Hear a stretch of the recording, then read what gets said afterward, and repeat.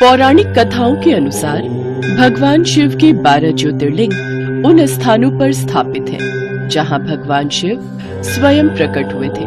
सबसे पहला ज्योतिर्लिंग है सोमनाथ ज्योतिर्लिंग, जो गुजरात के सौराष्ट्र में अरब सागर के तट पर स्थित है। शिव पुराण के अनुसार राजा दक्ष ने अपनी 27 कन्याओं का विवाह चंद्रदेव के साथ किया था, लेकिन चंद्रदेव रोहिणी नाम की पत्नी से सबसे अधिक प्रेम करते थे। इससे बाकी सभी कन्याएं दुखी रहने लगी। उन्होंने अपनी पीड़ा अपने पिता राजा दक्ष को बताई। राजा दक्ष चंद्रदेव के पास गए। हे वत्स, तुम निर्मल कुल में उत्पन्न हुए हो, फिर तुम बाकी सभी पत्नियों से ये भेदभाव क्यों करते हो? उम्मीद है आगे से हमें दोबारा ये शिकायत सुनने को नहीं मिलेगी। लेकिन चंद्रदेव अपनी हरकतों से बाज नहीं आए। ये देख दक्ष बहुत क्रोधित हुए। इसलिए मैं तुम्हें क्षय रोग होने का श्राप देता हूँ। इतना कहते ही वो क्षय रोग से ग्रसित हो गए। चंद्रदेव इसके निवारण के लिए ब्रह्मा जी के पास गए। जो हुआ सो हुआ। आप प्रभास नाम क्षेत्र में जाएं और मृत्युंजय का जाप करते हुए भगवान शिव के शिवलिंग की स्थापना करते हुए उनकी हमेशा पूजा करें। चंद्रदेव ने ऐसा ही किया। महादेव ने उनकी प्रार्थना सुन ली और चंद्रदेव उस रोग से मुक्त हो गए। अथार्थ लिंग के रूप में प्रकट हो सोमनाथ कहलाए। दूसरा ज्योतिर्लिंग है मल्लिकार्जुन ज्योतिर्लिंग। यह ज्योतिर्लिंग भगवान शिव और माँ पार्वती का संयुक्त रूप है। एक बार महादेव, मुझे लगता है अब हमें अपने दोनों पुत्रों का विवाह कर देना चाहिए। देवी, मेरे पास इसका एक उपाय है। महादेव ने दोनों पुत्रों को सृष्टि का चक्र लगाने के लिए कहा। कार्तिक मोर पर बैठकर चले गए, जबकि गणेश जी महादेव और माँ पार्वती के चक्कर लगाने लगे। मेरा संसार तो आप दोनों ही हो, इसलिए मैं आपके चक्कर लगा रहा हूँ। ये सुनकर महादेव और माँ पार्वती बहुत खुश हुए और उन्होंने गणेश की शादी विश्वरूपम की दोनों बेटियों रिद्धि और सिद्धि, दो बहनों से करवा दी। लेकिन कार्तिकेय जब वापस लौटे तो उन्हें ये जानकर बहुत बुरा लगा। अब से मैं कभी भी विवाह नहीं करूंगा, आजीवन बिन ब्याह के ही रहूंगा। ये कहकर कार्तिकेय नाराज होकर क्रोच पर्वत चले गए। तब माता पार्वती और भगवान शिव पुत्र को देखने स्वयं क्रोच पर्वत पर गए। तब भगवान शिव ज्योति रूप धारण कर वहीं विराजमान हो गए ताकि पुत्र दर्शन हो सके। तीसरा ज्योतिर्लिंग है महाकालेश्वर ज्योतिर्लिंग, जो मध्य प्रदेश के उज्जैन में स्थित है। मान्यता है कि उज्जैन में चंद्रसेन नामक शिव भक्त राजा था। एक बार श्रीकर नामक एक 5 वर्ष के बालक ने राजा को शिवलिंग की पूजा करते देखा, तो घर आते समय वह एक पत्थर का टुकड़ा घर ले आया और उसी को शिवलिंग मानकर उसकी पूजा करने लगा। यह देखकर उस बालक की माता ने पत्थर उठाकर घर से बाहर फेंक दिया और बालक को घर के अंदर ले जाने लगी। तो बालक चीख पुकार करने लगा और भगवान शिव शंकर को मदद के लिए पुकारने लगा। शिव, मेरी मदद करो शिव।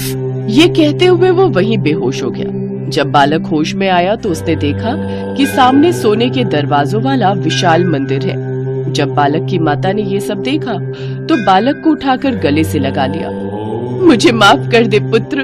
तब से यही ज्योतिर्लिंग महाकालेश्वर ज्योतिर्लिंग के रूप में पूजा जाता है। चौथा ज्योतिर्लिंग ओंकारेश्वर ज्योतिर्लिंग है, जो मध्य प्रदेश की मोक्षदायिनी कही जाने वाली नर्मदा नदी के तट पर बसा है। एक बार की बात है, देव ऋषि नारद मुनि शिव की भक्ति करने विंध्य पर्वत पर गए। तभी गिरिराज विंध्य ने उनका स्वागत किया और बोले, हे देवश्री नारद, मेरे यहाँ किसी चीज की कमी नहीं है, मेरे पास सब कुछ है। हे विंध्य, तुम्हारे यहाँ भले ही सब कुछ है, लेकिन मेरु पर्वत तुमसे बहुत ऊंचा है, उसके शिखर देवलोक तक जा पहुँचे हैं। ये कहकर वो वहाँ से चले गए। फिर विंध्य ने भगवान शिव की कठोर तपस्या करने का फैसला किया। कहो विंध्य, तुम्हारी क्या इच्छा है? हे महादेव, आप यहाँ स्थिर रूप में निवास करें। ये सुनकर महादेव बहुत प्रसन्न हुए और फिर वहाँ ओंकारेश्वर ज्योतिर्लिंग स्थापित हो गया। भगवान शिव का 5वां ज्योतिर्लिंग केदारनाथ ज्योतिर्लिंग है, जो कि उत्तराखंड में हिमालय के केदार नाम की चोटी पर स्थित है। कहा जाता है कि भगवान विष्णु के नर और नारायण नाम के 2 अवतार हुए थे। वे दोनों पार्थिव शिवलिंग बनाकर भोलेनाथ की तपस्या करने लगे। ओम नमः शिवाय। उनकी पूजा से प्रसन्न होकर महादेव उनके समक्ष आए। मैं तुम दोनों की पूजा से अत्यंत प्रसन्न हूँ। मांगो, तुम्हें क्या चाहिए? अगर आप हमारी पूजा से प्रसन्न हैं, तो फिर आइए और इस शिवलिंग में विराजमान हो जाइए। ये सुनकर महादेव मुस्कुराए। फिर वो वहीं उस केदारनाथ ज्योतिर्लिंग में विराजमान हो गए। भगवान शिव का छठा ज्योतिर्लिंग भीमाशंकर ज्योतिर्लिंग है। यह ज्योतिर्लिंग डाकिनी नामक स्थान में स्थित है। पौराणिक समय में एक महाप्रकर्मी राक्षस भीम हुआ करता था। वह राक्षस कुंभकर्ण और कर्कटी का पुत्र था। उसने अपनी माँ से गुफा में रहने का कारण पूछा। तब कर्कटी ने कहा, पुत्र, लंकापति रावण के छोटे भाई कुंभकर्ण तुम्हारे पिता थे। श्री राम और उनकी सेना ने उनका वध कर डाला। तुम चिंता मत करो माता, मैं अपने पिता की मृत्यु का बदला अवश्य लूंगा। फिर उसने शिव भक्त राजा सुधीक्षण को भी परास्त कर दिया और उनका राज्य हड़प लिया। साथ ही राजा को बंदी बनाकर कारावास में डाल दिया। लेकिन राजा कारावास में भी मिट्टी का शिवलिंग बनाकर शिवजी की पूजा करने लगे। लेकिन किसी ने भीम से कह दिया, राजा आपके नाश के लिए शिव की पूजा कर रहे हैं। क्या मेरा विनाश? मैं अभी उसका वध कर दूंगा। भीम गुस्से में राजा के पास गया और तलवार शिवलिंग पर चलाने लगा। तभी वहां महादेव प्रकट हुए और उन्होंने उसका खात्मा कर दिया। फिर महादेव से राजा सुदीक्षण ने प्रार्थना की कि वो लोगों के कल्याण के लिए अब से यहीं बस जाएं। तब से महादेव भीमाशंकर ज्योतिर्लिंग के नाम से वहीं विराजमान हो गए। भगवान शिव का 7वां ज्योतिर्लिंग विश्वनाथ ज्योतिर्लिंग है, जो उत्तर प्रदेश के वाराणसी में स्थित है।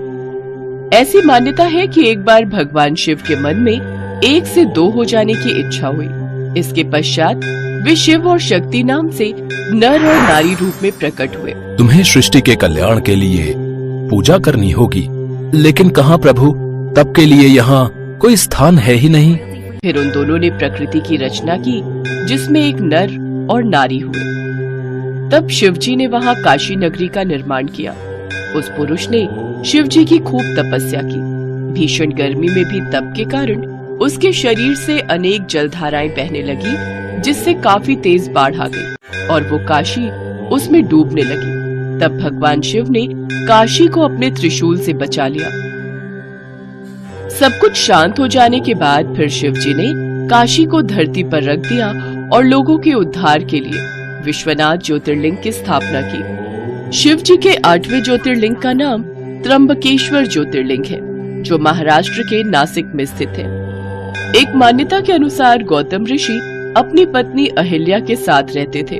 एक बार दुर्बल गाय का रूप लेकर गणेश जी महर्षि के खेत में आए। फिर महर्षि के स्पर्श करते ही वो गाय मृत हो गई। सबने ऋषि पर गौ हत्या का आरोप लगाया। इसे यहाँ से बाहर निकालो, इसने गौ हत्या की है। आप लोग मेरे इस पाप का प्रायश्चित करने का उपाय बताएं। तुम अपने पाप को प्रकट करते हुए सारी पृथ्वी की 3 बार परिक्रमा करो, फिर लौटकर 1 महीने तक व्रत करो, या फिर ब्रह्मगिरी की 101 परिक्रमा करने के बाद महादेव की आराधना करो। उसके बाद ही तुम्हारी शुद्धि होगी। महर्षि गौतम अपनी पत्नी अहिल्या के साथ मिलकर भगवान शिव की आराधना करने लगे। कुछ समय बाद उनकी भक्ति से प्रसन्न होकर महादेव ने उन्हें दर्शन दिए। महादेव, आप मुझे इस गौ हत्या के पाप से मुक्त करवाएं। लेकिन तुमने तो कोई पाप किया ही नहीं है। उन सब ब्राह्मणों ने मिलकर तुम्हारे साथ छल किया है और गणेश की भक्ति कर उन्हें गौ बनने पर तुम्हारे साथ ऐसा करने पर मजबूर किया। तुम तो एकदम साफ हो, लेकिन अब मैं उन ब्राह्मणों को दंडित करके ही रहूंगा। नहीं महादेव, अगर वो मेरे साथ ये छल ना करते तो मैं आपके दर्शन कैसे कर पाता। उन सबको माफ कर दो। अब मेरी आपसे एक ही प्रार्थना है कि आप इस आश्रम में विराजमान हो जाएं। उस दिन के बाद से महादेव वहां त्र्यंबकेश्वर ज्योतिर्लिंग नाम से विराजमान हो गए। भगवान शिव का 9वां ज्योतिर्लिंग है वैद्यनाथ ज्योतिर्लिंग, जो कि झारखंड के देवघर में स्थित है।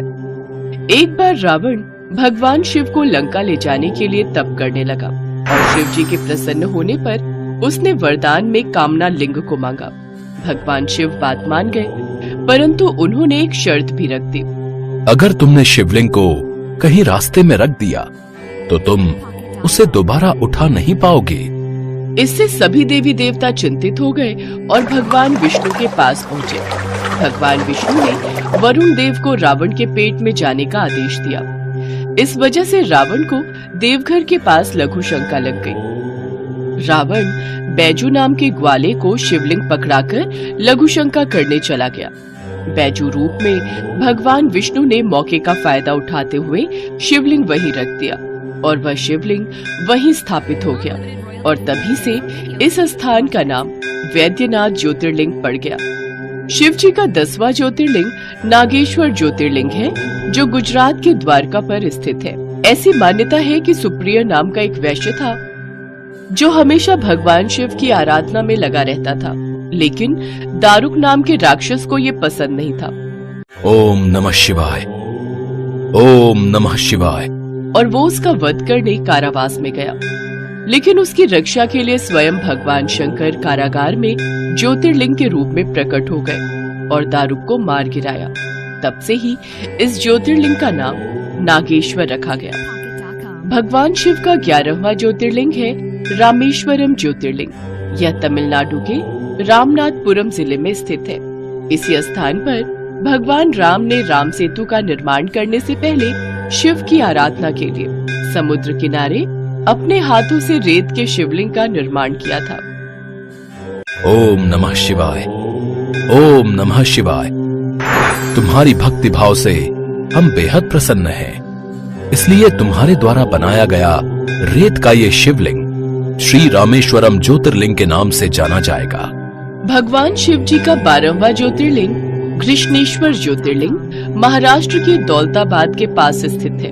कथाओं के अनुसार सुधर्मा नाम का एक ब्राह्मण अपनी पत्नी सुदेहा के साथ रहता था।